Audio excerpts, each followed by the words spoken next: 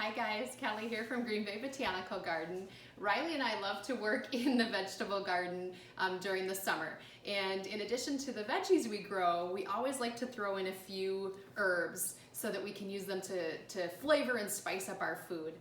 So we are going to share a couple of recipes with you today for some delicious uses for your herbs. But before we do that, Riley, do you know the difference between an herb and a spice? Yes. An herb is made from the leaves of plants, and spices are made from the bark, roots, and seeds. Awesome. Yeah, so if you're using like basil and you're using the leaves, that means it's an herb. But if you're using cinnamon, which comes from the bark, that would be A spice. Or mustard, which comes from the mustard seeds, that would be considered a spice. Yeah. So we're gonna make basil pesto, which is a real traditional version of pesto.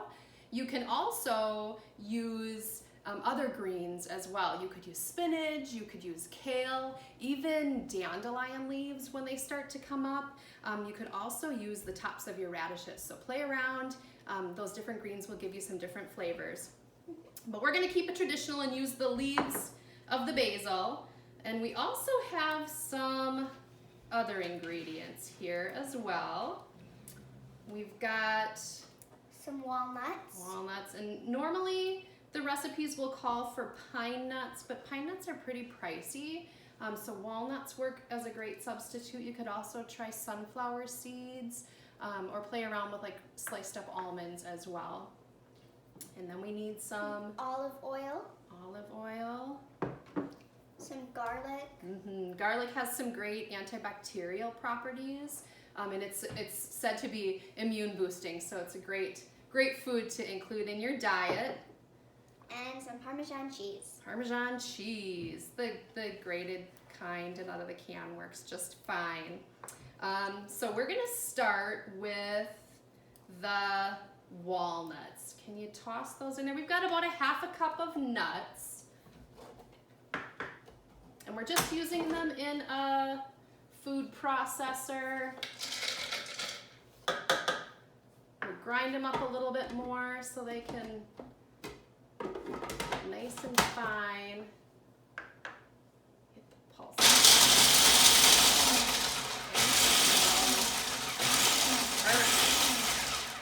All right, and then we're gonna pour in about 3/4 of a cup of the olive oil. And let's go ahead and toss our garlic in there too. We're gonna use about 2 cloves of garlic. I like the pre-diced stuff, so we've got about a teaspoon. Oh, heap it up. I like a lot of garlic in there. There you go. Okay. And then we'll blend that up.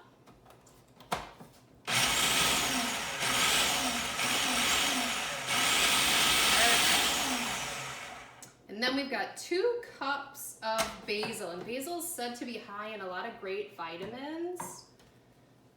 So that's good to add in there.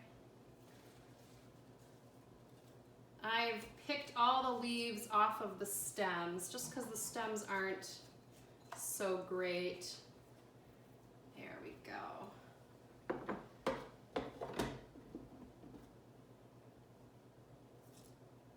It's a lot of basil. This is a great way to use up all those plants.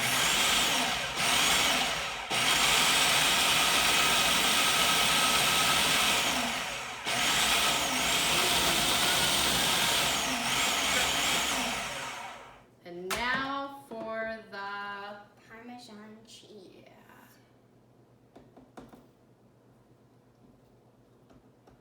And this makes a good sized batch.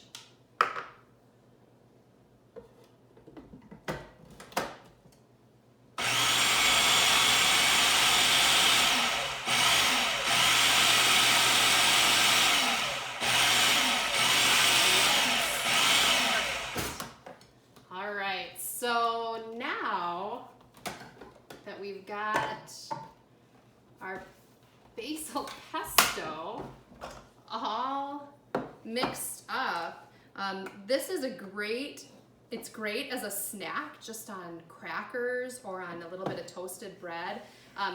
Riley loves buttered noodles, but I like to flavor mine up a little bit. So you can have butter noodles tonight, and I'm gonna throw some pesto on mine.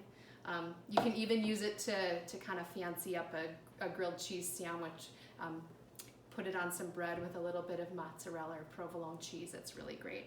And if you do have extras, like I said, it makes a huge batch, especially if you have lots of pesto or basil in your garden. You can freeze it into ice cube trays, put it in there. It's like individual little servings. Add a little extra oil on top to keep it from drying out. Pop it in the freezer, and then you can bag that up when they freeze and pull out a cube at a time to add for more of an individual serving. So enjoy. We're gonna go snack.